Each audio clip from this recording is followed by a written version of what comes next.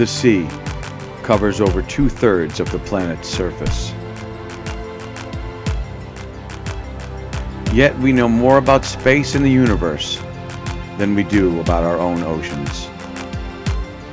Between the states of Connecticut and New York is the Long Island Sound, a naturally protected channel into New York City used for over hundreds of years. The Sound's rich maritime history has played a significant role in the growth of our country.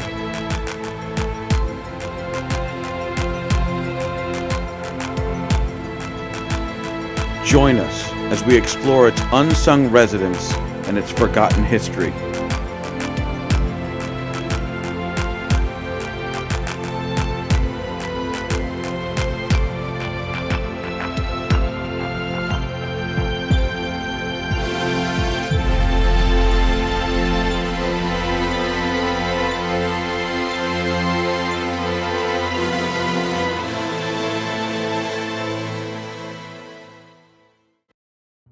Hello everybody and welcome back to Squalus Marine Divers. I'm Captain Dennis, and as you can see, we got up early with the birds today because we're taking a ride way down in the western part of the Sound to Bayville, New York. It's across from Stamford, Greenwich, that neck of the woods, and you get the idea. And as we got here very early. The sun wasn't up very high, and we also had a lot of rain. So we think that might affect the visibility. Here you can see the sonar image of the wreck. It's not really like any other barge I've ever seen. So let's get in the water and see what this is all about down here. As I was talking about a lot of rain, you can see here, it's a little cloudy and also not a lot of current. So it kind of looks like we got the high beams on in the middle of a blizzard. I'm going to try and tweak the lights and see if we can get that a little less. There we go, that's not too bad. Here we come across one of the first wooden timbers. And we're just going to kind of branch out, see what this place has to offer. We're down in the water for 5 minutes and we've already got a fishing weight. So apparently people come here to fish.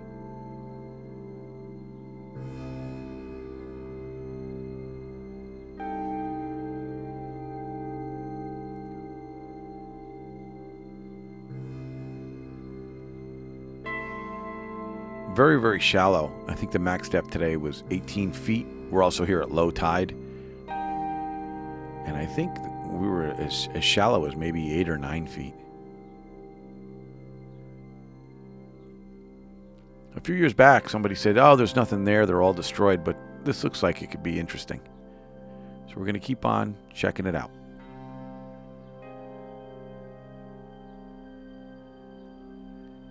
Now, these are those round cylinders in the center of the barge, and it looks like a horseshoe crab stumbled in here. And he's having a bit of a hard time getting out. He does not look happy, so we're just going to give him a helping hand and put him on the outside. Hopefully he won't find his way back in here again. I don't know what these cylinder things are, but if you look real quick, we got a fluke hanging out on top of them.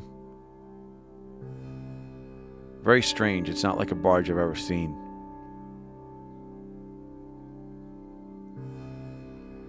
But all kinds of gnarly pieces of iron and steel and stuff in every which way. But relatively, it's a big, giant rectangle.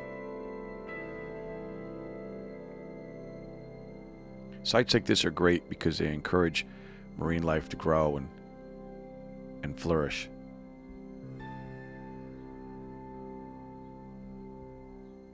This looks like a big, giant hinge, or maybe a crane of some sort.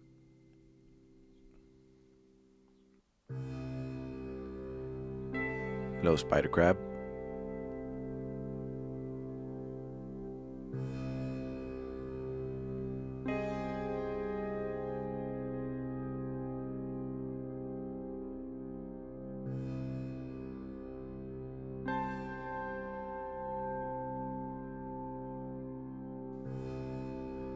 I'm sure many an anchor has gotten caught up in this piece here. You can see there's all kinds of lines. Could be trap lines, could be all kinds of things.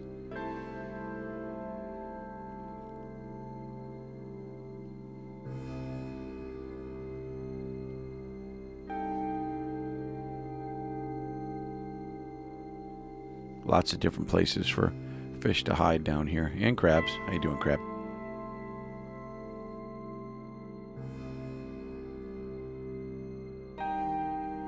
Now this caught my eye, which I was really surprised to find. It appears that somebody or some folks put a memorial plaque down here. It says here, in loving memory of Scuba Joe, Joseph J. Hold on. Joseph J. Rutt, June 25th, 1949 to 2/20/2006. From his dive buddies, you're the best. It's really cool that someone took time and had this made and brought this down here. So Joe Rutt, you've got some pretty cool friends. Now we're just going to head along the center of the barge and follow these cylindrical things. Still not sure what they are. If anybody knows what kind of barge this is, it'd be great to find out. So feel free to email us. Got some sponge on the side there. Or you can send us a message on Facebook. But any information would be greatly appreciated. I only found out about this site a few years ago through aquaexplorers.com. And there's all kinds of great sites to dive in and around the Sound. But not too many people know about them anymore. So hopefully videos like this will encourage people to get back in the water and explore their own backyards.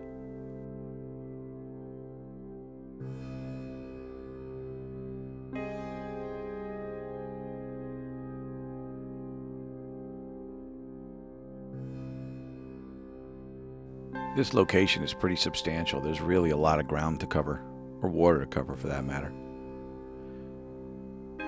So you could dive here over and over and over and probably see different things every time you came.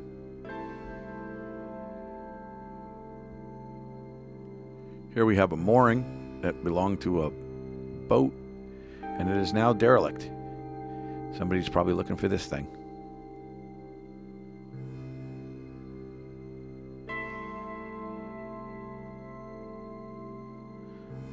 So as we turn around, we're going to hit the barge and head north, which will bring us down towards the deeper end of the wreck.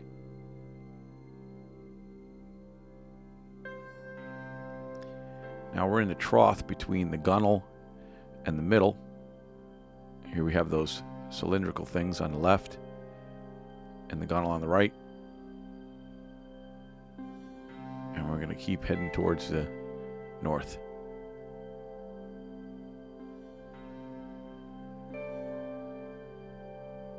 Some sea stars hanging out here.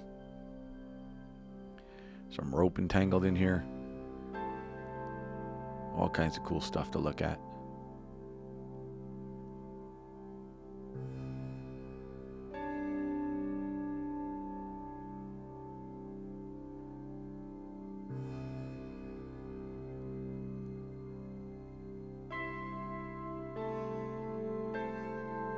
We can't go under that, so we're going to have to go over it.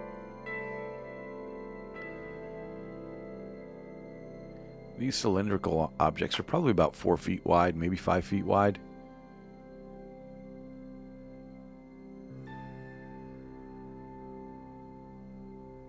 It's a big spike or something like that.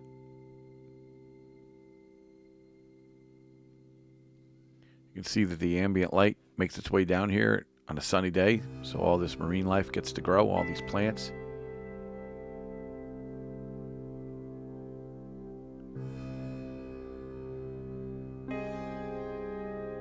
A lot of small fish live in here.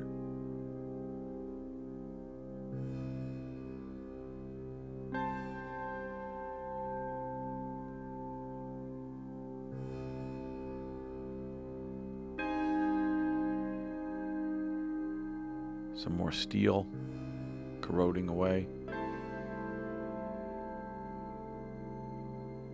2 horseshoe crabs got their head stuck in a lobster trap. I think they'll be okay. And here we have a buoy, which is basically like a big balloon now. And this stuff is growing pretty well. So here we are at the deeper part, 18-20 feet, and this is just one end of the barge. As you can see, there's a lot less colorful marine life down here because of the lack of sunlight that makes it down to even 18 feet. We hope you enjoyed diving the Bayville Barge with us today, and we look forward to seeing you on other dives. You can check us out at squalusmarine.com, and you can use our interactive dive map and check out all the sites we've done. Close to 90 dives so far. If you're on Facebook, you can find us under Squalus Marine, and we're also on Instagram, and you can check out our pictures, and there's some nutty stuff on there too. Well, until next time, I'm Captain Dennis.